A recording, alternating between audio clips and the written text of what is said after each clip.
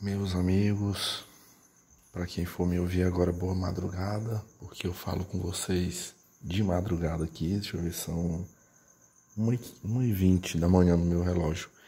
Mas assim, eu quis fazer essa gravação. Eu tô aqui na área da minha casa aqui, os grilos estão cantando. Mas eu pensei, é melhor eu falar agora, porque se eu não falar eu perco a inspiração depois, né? Esses dias eu tô naquele sistema, dormindo tarde, acordando tarde, mas tô com um dias contados para isso acabar. Enfim, pessoal, eu fico às vezes vasculhando conteúdos aí no YouTube, e agora há pouco, pior que eu esqueci, ó. Ah, lembrei. Eu tava vendo um vídeo, agora há pouco, que é um, cara, é assim, é Red Pill com Ronk Pill, aquilo ali, misturado. É o canal do Wojak, acho que é ou é Wojak ou é Wojak Brasil. Eu descobri esse canal, e é um canal grande no YouTube, porque lá no Facebook tem um perfil lá, que é meu amigo lá no Facebook, né? Que ele tem compartilhado esses vídeos, e eu resolvi curiar no YouTube. E assim, é um jeito humorado, é um jeito que parece engraçado, mas que aborda situações graves que acontecem com o homem. Um exemplo, eu acabei de ver nesse momento, e foi o que me trouxe a inspiração para falar aqui com vocês. Eu vi um vídeo em que ocorre é tipo um desenho lá de um cara brasileiro vestido com a camisa amarela, né? Em que ele tá andando num parque e do nada uma mulher chama a polícia e diz que foi estuprada por ele. É preciso a gente aprender, a gente compreender a mensagem de vídeos como esse, né? Que às vezes, para quem não tem uma visão profunda para analisar isso aí, pensa, não, isso aí é porque é uma charge, é uma comédia, né? Aí tá tirando onda. Não, aquilo ali é a mais pura realidade. Significa que de situações que você jamais cogitaria, que você jamais pensaria, surge esse tipo de coisa. Eu vou tentar aqui. Eu ia falar uma coisa aqui, mas não sei se vai emplacar. Mas tá, vamos lá. Deixa eu tentar ver se emplaca aqui. É tipo assim, ó. Uma vez eu assisti um documentário falando de mulheres que se apaixonam perdidamente por homens assassinos, inclusive assassinos de mulheres, homicidas, ladrões que estão lá no presídio, as cartas de amor, enfim. Aí, nesse documentário, eles foram investigar, foram entrevistar muitas mulheres que gostam desse tipo de homem, para saber por que quais eram as razões que justificava, segundo a versão dela, né? Ela querer tanto aquele homem. E dentre muitas falas, uma que ficou memorizada, gravada aqui na minha cabeça, foi a seguinte. Várias mulheres disseram assim, ó.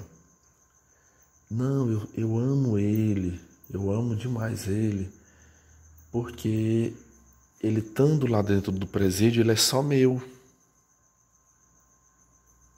Parece tão besta essa frase, né, pessoal? Mas ela falou isso. Não, enquanto ele estiver lá, ele é só meu, não tem outras mulheres querendo ele não tem outras mulheres ali, é só meu, tá guardadinho lá pra mim. E depois, aí eu tô tentando fazer uma transferência, tipo assim, existem situações, e agora eu vou compartilhar aqui uma história para vocês, uma história que a pessoa esteve, como eu já estou nas horas já de sexta-feira, falando para vocês, então a pessoa esteve na minha casa na quarta-feira, tá? Uma história bem interessante, uma história real. Eu tô pulando a fila aqui da sequência de podcasts, porque eu já publiquei um aí, né? Eu vou falei sobre questões de família, a matrix familiar, né? Do qual eu estou na luta para me libertar definitivamente disso. Ainda vem a segunda parte, porque não deu para gravar tudo, mas eu vou furar essa sequência aí e vou colocar isso aqui hoje ainda, tá? Mas eu fiquei pensando assim, vocês já observaram que muitas e muitas situações, quando elas utilizam desse aparato que lhes foi dado pelo Estado, através do Estado se executa a vingança. Por que eu lhes digo que é vingança?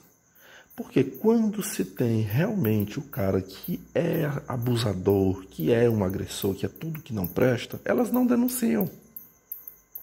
Quando o cara é realmente ruim, elas não denunciam, elas não botam na cadeia. Falo para vocês porque conheço histórias aqui na minha cidade. Já vi muitos casos. Aí sempre tem uma justificativa. Porque eu tenho medo. Porque ele vai mudar. Não, porque eu estou lutando. Quando o cara realmente é violento, elas não levam para a justiça.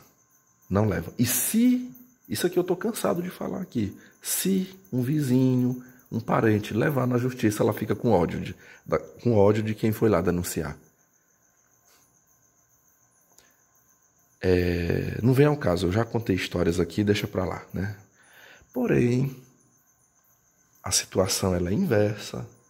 Quando esse cara não apresenta risco, quando esse cara não apresenta histórico de violência, e aí, a meu ver, existem duas formas de vingança. Uma é a morte, cria-se uma forma para mandar o cara para o cemitério, ou quando não consegue matar, fica lá na cadeia. Das duas situações tirou a liberdade. Da primeira tirou a vida e, consequentemente, se morreu não tem mais liberdade nenhuma, né? Morreu, acabou. E quando está na cadeia não tem a liberdade. Não tem a liberdade, não tem a dignidade. Tudo se perdeu aí, né? Então, o que eu enxerguei foi tipo assim, é aquela vingança que sempre é atribuída ao homem. Eu era criança, eu era pequeno, eu cresci ouvindo isso aqui, ó. É porque tem homem que ele é possessivo, que se a mulher não for para ser dele, não vai ser de mais ninguém. Aí todo mundo acha que é só homem, né? Que pensa e procede dessa forma. Eu acho, na minha concepção, que mulher pratica mais isso aí do que homem. Só que é de uma forma mais sorrateira, ela não faz, na maioria das vezes, com as próprias mãos, mas ela usa o Estado. Ela aciona o Estado, que assim faz valer isso, né? Tipo assim, você não vai ser meu, ou você não quer se subordinar à minha imposição, eu vou tirar a tua liberdade. Ou eu tiro a tua vida, ou eu tiro a tua liberdade. Pessoal, eu vou falar aqui para vocês, eu estou respirando esses dias muito aliviado de uma situação. Ontem, na escola em que eu trabalho, a direção da escola apresentou a nova coordenadora que vai ficar aí quase o ano inteiro, esse ano. Enquanto vocês sabem de quem que eu estou falando, né? Está de licença. Está de licença. Eu vou fazer aqui uma confissão para vocês. Olha, vocês viram eu viajar, vocês veem muitas vezes eu rio, dar gargalhadas aqui no canal. Mas eu vou falar, existe uma situação que me aflige, existe uma coisa que eu trabalho, eu tento, assim, não deixar que isso tire 100% da minha paz, que isso não me prejudique tanto, né? Mas assim, sempre tá aqui, ó, sempre tá na minha mente, no meu coração essa preocupação, que é aquela mulher coordenadora pedagógica lá da escola. E eu vou falar aqui para vocês um desabafo, tá? Eu sei que vai parecer um discurso muito pessimista, mas não é pessimismo, é sendo realista. Eu tenho certeza que quando aquela pessoa retornar, se eu estiver lá ainda, naquela escola, ela vai voltar com mais ódio de mim. Porque eu disse para vocês aqui no canal, eu acho que uns 2 meses. Não. O que? Foi em dezembro. Eu não estou conseguindo lembrar se foi antes de eu ter ido com a minha mãe para o Maranhão ou se foi naqueles 3 dias que eu fiquei aqui. Não, realmente eu não estou conseguindo me lembrar. Mas eu acho que foi antes. Enfim, não importa, né? Mas foi recente. Eu falei dessa mulher aqui. Eu falei dessa mulher e vocês, quem está seguindo o meu canal fielmente aqui, lembra-se quando eu disse que eu fiquei um período, agora no 2º semestre, tentando fazer, como diz o outro, a política da boa vizinhança com ela. Comprei um pacote de fralda, dei de presente, comecei a tratar melhor e tal. E o que ela fez comigo? Ela me sacaneou, agora no início de dezembro. Ela me induziu ao erro, ela me prejudicou severamente na questão do meu trabalho, na parte burocrática do meu trabalho. E a conclusão que eu cheguei foi, não adiantou. Eu tentei até assim, eu fiquei, não, eu vou tentar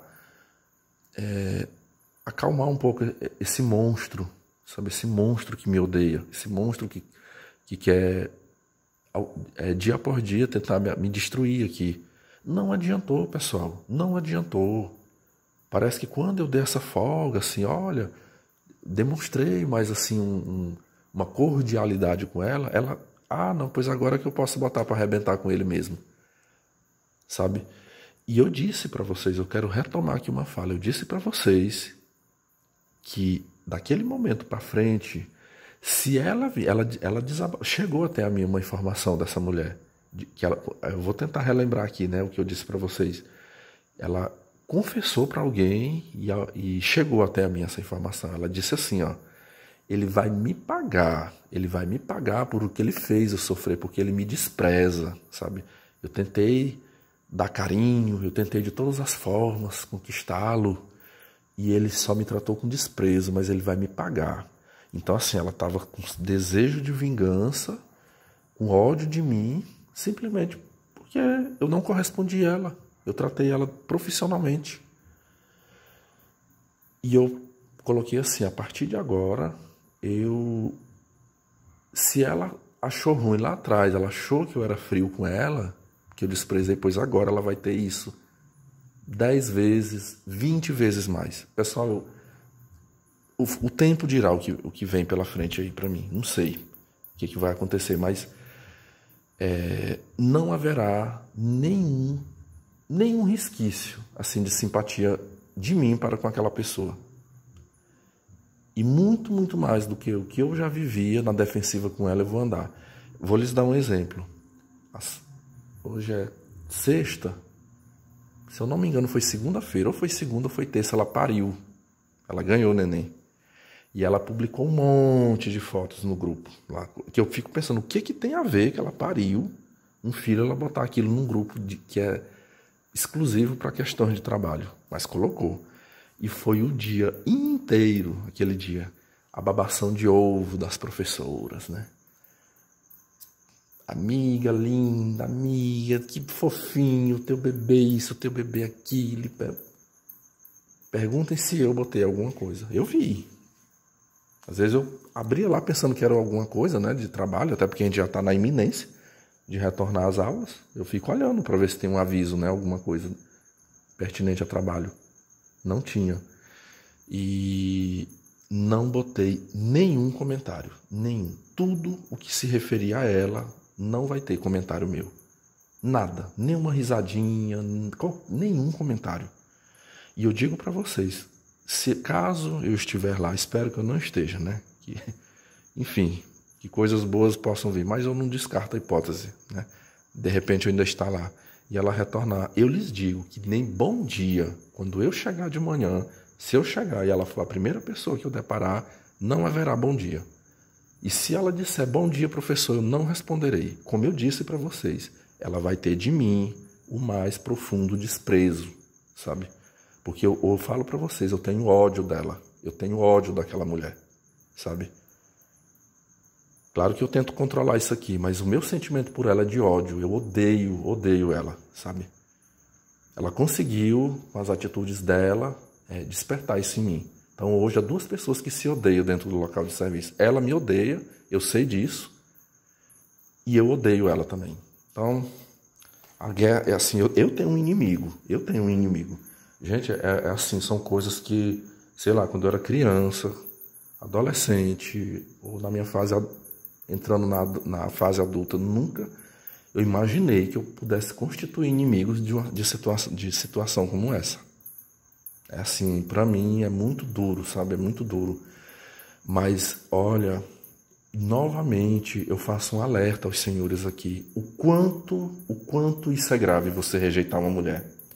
Hoje eu tenho um inimigo terrível dentro, que tenho certeza que ela quer a minha destruição, ela quer o que ela puder fazer para me prejudicar, ela fará. Qual foi o que foi o ato terrível que eu fiz contra ela? Porque eu não quis me envolver com ela. Eu não quis trepar, eu não quis ter um relacionamento com ela. Olha, é ruim, ó. É muito ruim digerir, encarar uma realidade dessa daí. Uma coisa que deveria ser encarado como um direito a ser respeitado, né? É o meu direito. Mas olha o que eu passo. E agora, falei de mim, eu quero falar para vocês um relato aqui de uma pessoa que veio na minha casa. Ouçam bem. 10 anos atrás, no meu primeiro ano de docência, eu lecionei para um jovem. Não vem ao caso eu falar o nome dele aqui. Esse jovem, na época, fazia a 8ª série. Aí foi assim, eu dei aula para ele, eu sou professor de ensino fundamental. Terminou a 8ª série, ele foi para o ensino médio. Naquele tempo, deixa eu ver, ele foi um jovem que terminou os estudos dele, assim, já meio atrasado. Mas por que eu fiz amizade com ele na época? Ele já era maior de idade quando ele estava na 8ª série, na época. Por que eu fiz amizade com ele? Lá na vila, lá na zona rural. Porque ele era adventista, né? E ele é até hoje, ele é adventista, esse rapaz. E quando eu fiquei sabendo que ele era adventista, a gente se aproximou. Até hoje eu chamo ele por um nome, mas às vezes eu chamo ele de irmão. Pessoal, um rapaz, uma pessoa maravilhosa, assim, um caráter, como é que eu posso descrevê-lo aqui? Um homem respeitável, sabe? Respeitável, um homem educado, uma pessoa de um coração bondoso. Acredita, existe pessoas assim, principalmente homens.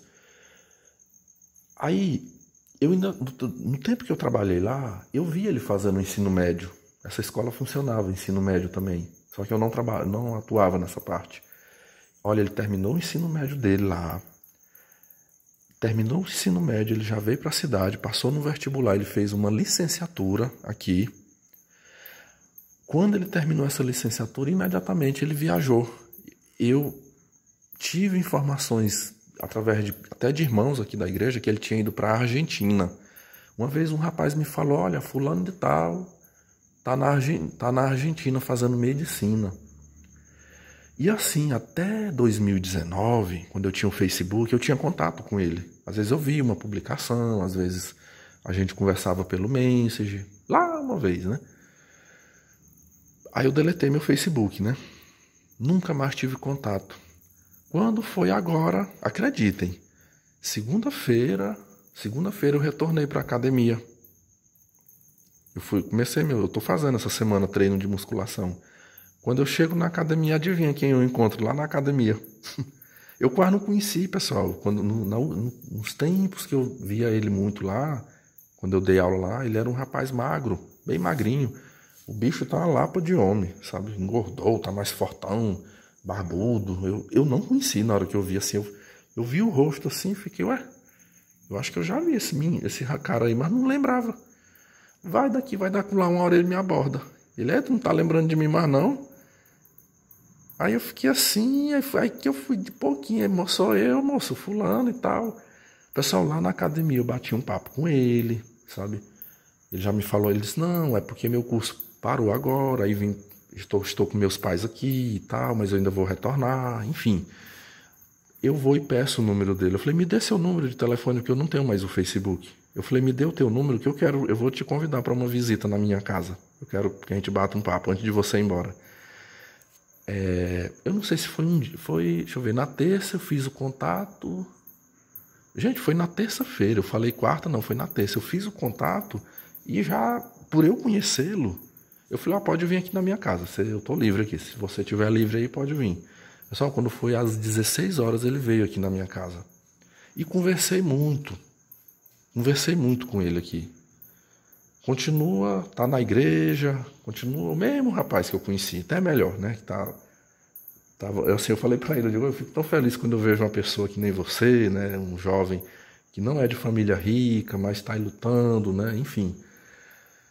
Aí, pessoal, eu perguntei assim pra ele, né? Eu falei, olha, eu tô curioso para saber uma coisa. Eu falei, tu tá estudando na Argentina, inclusive assim, ó, ele fez 4 anos de curso na Argentina, aí ele disse que transferiu agora. Ele disse que falta 2 anos, ele disse que conseguiu transferir agora pro Paraguai. Ou foi no finalzinho do ano passado, uma coisa assim. Tá recente, ele me disse que tá morando em... Não tem como eu negar aqui, né? Ele até me falou o nome da cidade. Ele falou, eu tô morando agora em Foz do Iguaçu, porque eu vou terminar meu curso no Paraguai. Segundo ele, a Argentina tá impossível viver lá. O custo de vida, tudo caro, tudo difícil. Aí ele migrou para a Argentina. Diz que muita gente fez isso. Mas aonde é que eu quero chegar aqui? Eu não vou contar tudo que eu conversei com ele aqui, né? Ele ficou umas 2 horas, ele foi embora daqui, já estava escurecendo, esse meu amigo. Mas foi uma história, pessoal, uma história que ele comentou. Conversa vai, conversa vem. Eu começo a perceber, eu percebo neste rapaz que ele nem imagina que existe esses canais masculinistas. Em nenhum momento eu vi ele falar, mas o homem já está se redipilado pelas experiências vividas, experiências que ele viveu. Ele me disse que quando ele terminou a licenciatura dele, imagine, sei lá, ele fez história, ele fez geografia, ciências, imagine uma área específica. Ele se formou para ser professor. Ele disse que deu aula num contrato, numa prefeitura, ele citou o nome dessa cidade, aqui não é muito longe aqui de onde eu moro. Ele disse que foi trabalhar nessa cidade, contratado. E em seguida ele tomou essa decisão, com a ajuda da família, vendeu algumas coisas, juntou o dinheirinho do qual ele trabalhou lá para ir para lá. E ele me contou toda como é que tem sido o malabarismo para ele sobreviver lá nessa região onde ele está cursando medicina. Mas assim, ele me fez uma revelação, pessoal, que foi chocante para mim, chocante. Ele disse assim, olha, eu consegui um contrato. Ele falou, foi até meu pai que correu atrás, que interveio, porque conhece não sei quem lá dessa cidade, conseguiu esse contrato para me trabalhar como professor. E eu fui dar aula lá. Ele disse que conseguiu uma carga horária até boa, em 2 escolas. Ele me disse que, ele disse assim, Vitor, eu chegava na escola, cara, eu nunca dei em cima de nenhuma mulher. Tu me conhece, tu sabe que eu sou um cara que eu não vivo, eu não sou de andar assim, nessas bagunças, pegando mulher, essas coisas, né? Eu falei, na época até cargo na igreja eu tinha, então assim, eu tinha meu compromisso com Deus. Ele disse que chegava para fazer o trabalho dele. Ele disse que 3 mulheres, pessoal, 3 professoras incutiu com ele lá dentro, sabe? Incutiu. Ele disse que teve uma. Eu até falei assim para ele, eu digo, olha, você não é rico. Pessoal, eu vou falar aqui o que eu acho que foram as duas razões que eu vi pelos quais ele despertou essa atração nessas mulheres. O primeiro motivo foi a beleza. Pense num cabra bonito, fisicamente falando, bonito de rosto, bonito de corpo. Enfim, ele já era bonito antes, e agora que ele ficou mais encorpado, ele ficou mais bonito ainda. Então, a beleza física. E segundo, a frieza. Ele não é aquele homem safado que chega num lugar... Safado não. Eu diria assim, que já chega demonstrando desejo por mulher. Isso é uma coisa que fica ali, ó, com ele. Ele não é esses caras, como que a gente diz, do mundo, né, que fica... Eu também não era assim. Por mais que eu desejasse a mulher, mas eu tinha minha compostura. Eu me reservava. Eu tinha minhas precauções. E assim é esse rapaz, eu conheço ele. Pois ele me disse que 3 professoras dentro dessa escola incutiu e começou a assediar. Ele disse que teve uma que invadiu. Ele me contou isso. Ele estava dentro de uma sala de aula, isso já perto do final, de terminar o ano. Ele falou assim, ó, eu terminei minha graduação no meio do ano. Tipo assim, sei lá, em junho ou julho eu peguei o diploma. Quando foi em agosto eu comecei a trabalhar num contrato. Tem algumas universidades, pessoal, que tem aqueles cursos que inicia no meio do ano. Creio que muitos já viram isso, né? Foi o caso dele. O segundo semestre ele foi trabalhar. Ele me disse que já era final do ano, já estava perto de concluir o ano letivo. Ele estava na sala, sentado na cadeira, na mesa, a sala cheia de alunos, e ele corrigindo prova. Diz que tinha um monte de aluno em volta da mesa dele, tudo naquela curiosidade. Eu sei como é que é isso. Curiosidade, eu quero ver minha prova, né? Quero ver quanto que eu tirei. O professor vai corrigindo ali e já vai dizendo a nota, né? Eles que estavam corrigindo provas, de repente essa mulher entra, uma delas entra na sala e primeiro ele disse que a mulher deu um beijo na nuca, aqui na região do pescoço. Mas foi um beijo assim, um beijo que quase mordeu, sabe? Ficou tudo melado de batom. E ele disse que no ato, quando ela deu o beijo, quando ele deu aquele reflexo, aquele impulso, assim, ele virou para ver quem era, né? Virou de lado. Quando ele vira, ela abraça, ela joga os braços, abraça e beija forçadamente ele na boca. Para todos os alunos verem, sabe? Todos os alunos veem. E aí, imediatamente ele dá um jeito ali, empurra, se afasta, né? Não, por favor, para com isso. E sai. Quando ela sai da sala, ela vai na secretaria, ela vai para todo mundo e inverte a situação. Fala que tinha sido ele que tinha agarrado ela. Virou aquela fofocaiada. Ele disse que até não teve muito problema dentro da escola porque os alunos que presenciaram falaram a favor dele. Diz que a direção, outras pessoas, vem cá, e você tá assim, agarrando as professoras desse jeito? Aí os alunos falaram a favor dele, que não, que viram que ela tinha entrado, aí até aí, na escola, ele falou que não teve tanto problema, porque foi esclarecido, mas disse que essa mulher chegou para ele, e ele me disse que vinha rejeitando ela. Falou, cara, não tinha nenhuma atração por aquela mulher, nunca passou na minha cabeça querer ter alguma coisa com ela, mas ela queria ter alguma coisa comigo, pois disse que ela chegou para ele e disse assim, olha, eu sou casada, tá? Eu sou casada assim, morava junto, né? União estável. Eu sou casada e o meu marido é pistoleiro, tá? Meu marido é pistoleiro. E é o seguinte, se tu não me corresponder, se tu não me der o que eu quero, tu não me aceitar, eu vou falar pro meu marido que tu tá dando em cima de mim e ele vai te matar. Ele vai te matar.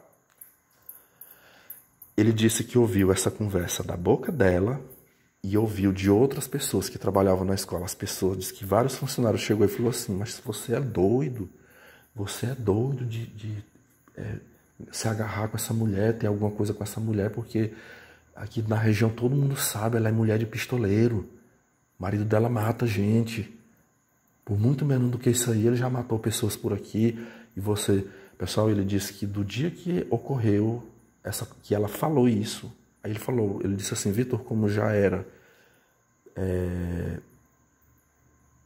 final de ano mesmo, já faltava-se poucos dias ali para entregar os resultados e tal, eu agilizei tudo, entreguei tudo, e antes da data, ainda de finalizar, ele disse que, olha, eu tenho que fazer uma viagem, eu tenho que resolver tal situação, eu não vou poder continuar aqui, e vazou da cidade. Foi para a Argentina. Eu não sei se foi em Buenos Aires. Ele disse assim, olha, eu já tinha o meu plano de viajar. Eu já ia fazer isso, só que ainda não era naquela data que eu ia, mas ele apressou, a família apressou para que ele fosse embora daqui, porque ficou com medo de ser morto. Literalmente ele recebeu uma ameaça de morte. Então, enquanto eu estou aqui falando desse caso, lá da coordenadora, olha a situação que esse rapaz passou. Imagine se ele tivesse, era só um contrato. Contrata a pessoa, não, deixa esse contrato de mão, vou arrumar serviço em outro lugar. E se ele tivesse lá por um concurso público? Tipo assim, estudado, batalhado muito, ele ia ser obrigado a abandonar o concurso dele. Ou o que é melhor, perder um concurso ou perder a vida? Porque vocês duvidam que essa mulher faria isso? Colocar o macho dela para ir matar ele? Assim, eu conversei com ele aqui. Claro que sem revelar nome, né? Eu não citei o nome dele também, ele não sabe quem é essa pessoa. Mas eu falei para ele o que eu passo, o que eu venho passando na escola por conta de uma mulher que me odeia porque se sentiu rejeitada. Aí ele disse assim, olha, teve esse caso comigo lá na escola e eu já passei por uma situação lá na Argentina. Só que lá, só para finalizar aqui, pessoal, ele disse para mim que mesmo depois que ele passou por essa situação aqui, ele teve um segundo problema lá na Argentina, que foi, ele disse que arrumou uma namorada, acreditando ele que tinha encontrado uma menina boa, uma moça de Deus, aquela coisa, né?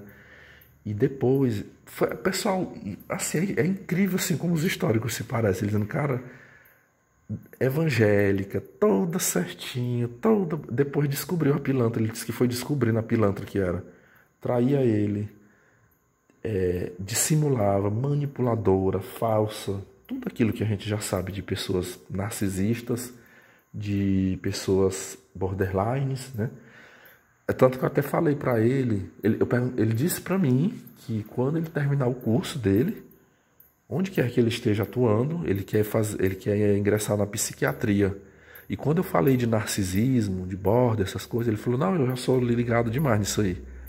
Até porque é a área que eu quero, né, me dedicar. Eu sei muito sobre isso aí, já estudei, já vi na psiquiatria ver também isso aí. E eu senti assim que a gente estava falando a mesma língua, né? Pessoal, assim como eu tive uma experiência muito, muito traumatizante com uma ex-namorada minha, que foi a Andréia, quem me conhece aqui do canal há mais tempo sabe já dessa história, este rapaz que me visitou, esse meu ex-aluno, também viveu uma história na Argentina com uma jovem evangélica que foi tão traumatizante quanto a minha.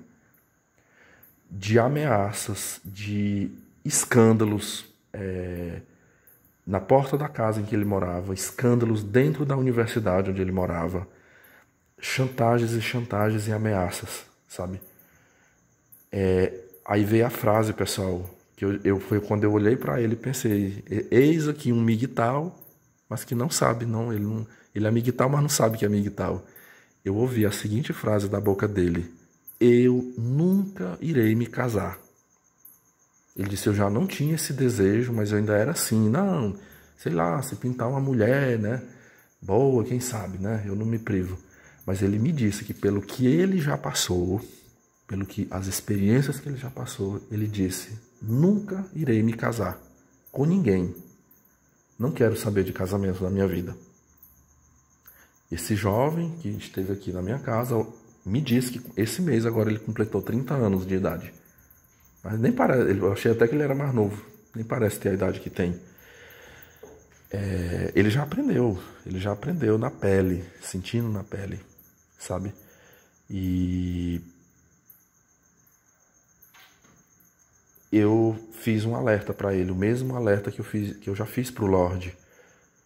Eu falei assim, eu digo, olha, se você ainda estando no patamar que você já passou por isso, se prepare para quando você estiver atuando como médico, quando você for um médico, atuando aí na área pública, sei lá. Aí foi quando ele falou, ele disse, olha, ginecologia, ele citou para mim, ó, ginecologia, mastologia, obstetrícia e pediatria tá descartado para mim. Jamais eu seria louco de seguir, porque eu sei o perigo que é.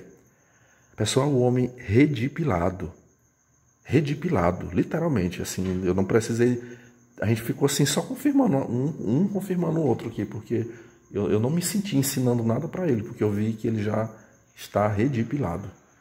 Mas ele aprendeu, eu percebi assim, que ele aprendeu não foi com conteúdos na internet. Esses canais que tem, né, esses conteúdos, ele aprendeu com a vida dele, na experiência de vida dele. Ele falou, cara, é loucura. Ele falou, é loucura. Um homem hoje que se forma em medicina seguir nessa área é perigosíssimo para você, para perder o diploma, para ir para a cadeia, daqui para ali. Eu não me arrisco. Ele falou, a psiquiatria é diferente. Eu até confirmei aqui uma informação que ele me passou, que foi assim, ó. Minha mãe é paciente psiquiátrica. Pessoal, todas as consultas que eu já participei, junto com minha mãe, com o psiquiatra, ele não nos atendia sozinho. Eu não sei em outras cidades, mas aqui onde eu moro era assim, ó. É uma mesa grande, com 4 cadeiras. Aí tem uma psicóloga, o médico, o psiquiatra, uma enfermeira e uma assistente social. Aqui se reveza, tem vezes que é assistente social, tem vezes que é terapeuta ocupacional. Reveza, né? Mas sempre tem. Que eu me lembro que na primeira vez que eu levei minha mãe aqui no CAPS, eu questionei, eu falei, mas não tinha que ser a consulta sozinho, só eu e o médico não. Falou, eu não estou aqui sempre. O médico é de fora, né? Eu não estou aqui sempre. Então, essas pessoas aqui é que ficam aqui no CAPS sempre. Então elas têm que estar a par de tudo, elas têm que saber toda a situação de cada paciente, porque quando eu não estiver aqui, é elas que vão estar acompanhando vocês. Então pode falar que todos aqui são profissionais.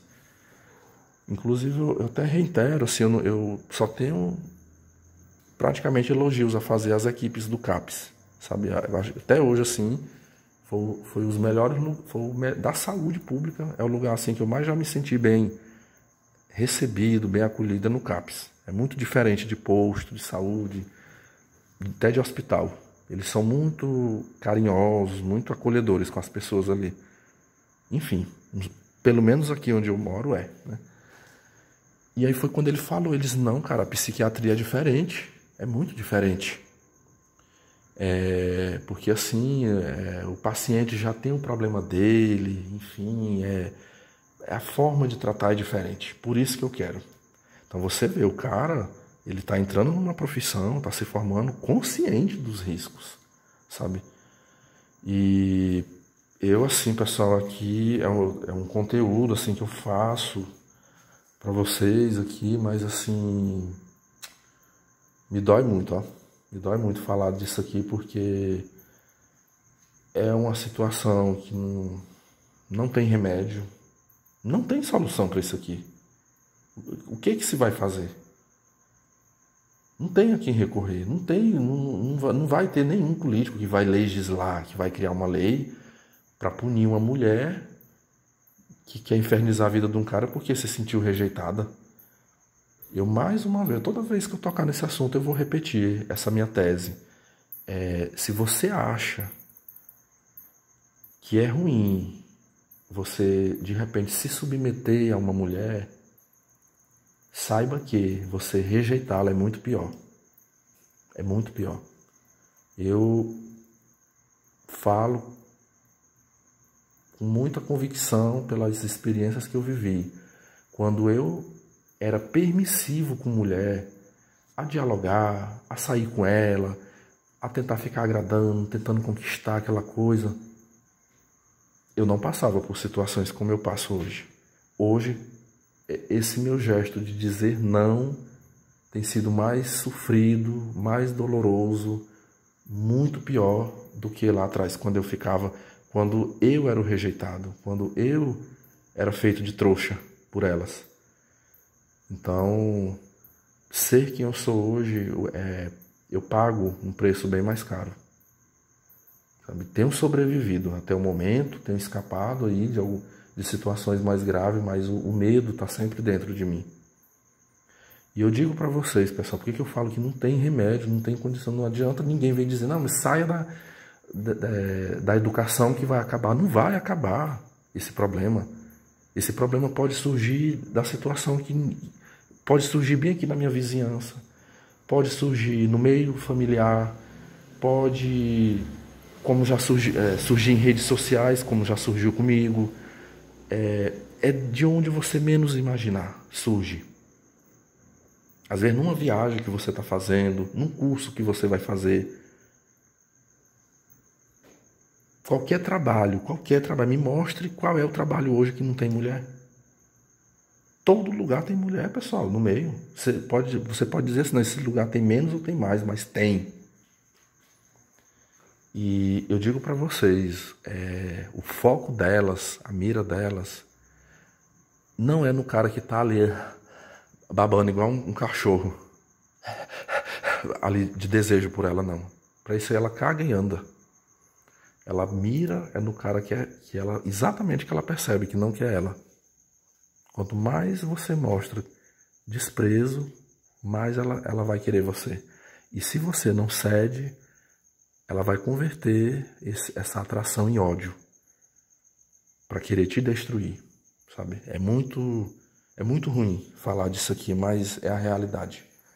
É a realidade que eu enfrento, é a realidade que muitos homens, eu tenho certeza que enfrentam, e é a realidade que muitos dos senhores poderão, se não enfrentou, poderão enfrentar ainda, sabe?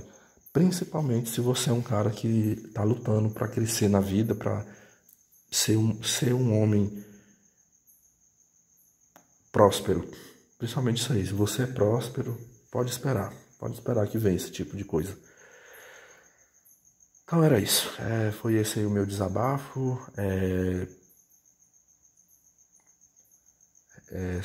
Nunca se esqueça, não esqueça disso que eu venho falando aqui. Se você chegar em determinada situação e você rejeitar uma mulher, pode saber que vai vir a retaliação, né?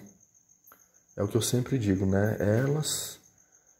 Elas se rejeitar um cara e o cara, não digo nem agir com violência, pelo menos ficar insistindo, elas têm com que se defender, elas têm todo um aparato, né, para se defender. Mas um cara que nem eu vou me defender de quê? O meu amigo, que eu falei aqui, como é que ele se defendeu? Fugindo, teve que ir embora.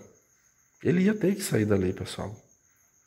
Mesmo se ele não fosse estudar medicina na Argentina, ele ia ter que vazar dali para outro lugar, para preservar a vida dele.